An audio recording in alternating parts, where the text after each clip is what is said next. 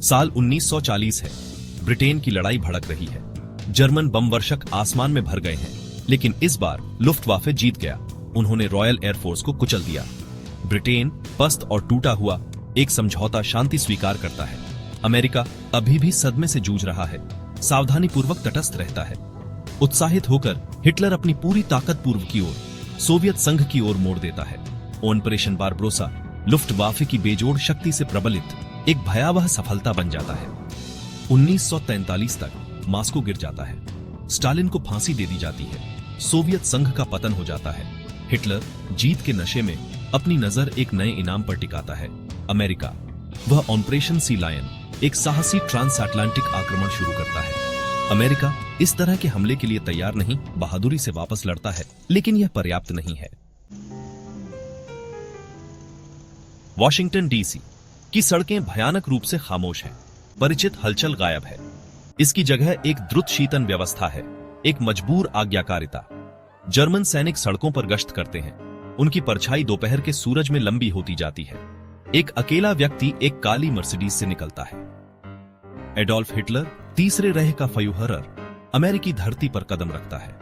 वह धीरे धीरे जानबूझकर चलता है। उसकी आंखें अपरिचित परिवेश को देखती हैं। हवा में डर और अनिश्चितता की गंध है। अमेरिकी झंडे, जो कभी आशा और स्वतंत्रता के प्रतीक थे, नाजी बैनर के लाल, काले और सफेद रंग से बदलकर नालियों में पड़े हुए हैं। हिटलर अपरिचित जर्मन लिपि वाले स्टोर फ्रंट के पास से गुजरता है। वह अमेरिकी नागरिकों को देखता है। उनके चेहरे डर और आक्रोश से भरे हुए हैं। उसके गुजरते ही उनके सिर झुकाने के लिए मजबूर हैं। व्हाइट हाउस, जो कभी लोकतंत्र का प्रकाश स्तंभ था, लंबा खड़ा है, लेकिन इसकी भव्यता एक द्रुत शीतन दृश्य से धूमिल है।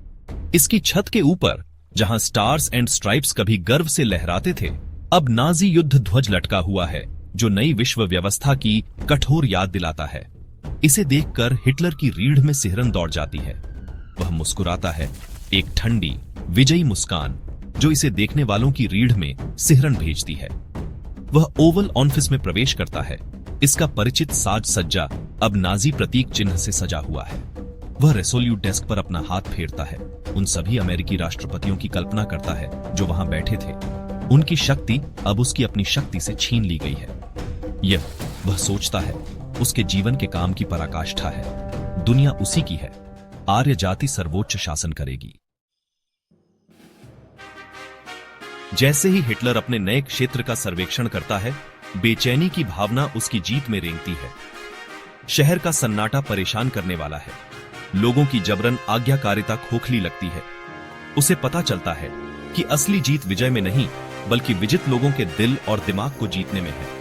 लेकिन क्या वह, एक ऐसा व्यक्ति जो नफरत और विभाजन के माध्यम से सत्ता में आया, क्या कभी ऐसी जीत हासिल कर सकता है? दुनिया अब तीसरे रेह की लोहे की पकड़ में सांस रोककर देखती है। भविष्य अनिश्चित है, स्वस्तिक की छाया में डूबा हुआ है। केवल समय ही इस जीत की असली कीमत बताएगा। एक जीत जो हवा में भारी लटकी हुई है, डर और उत्पीड़न का एक घुटन भरा कंबल।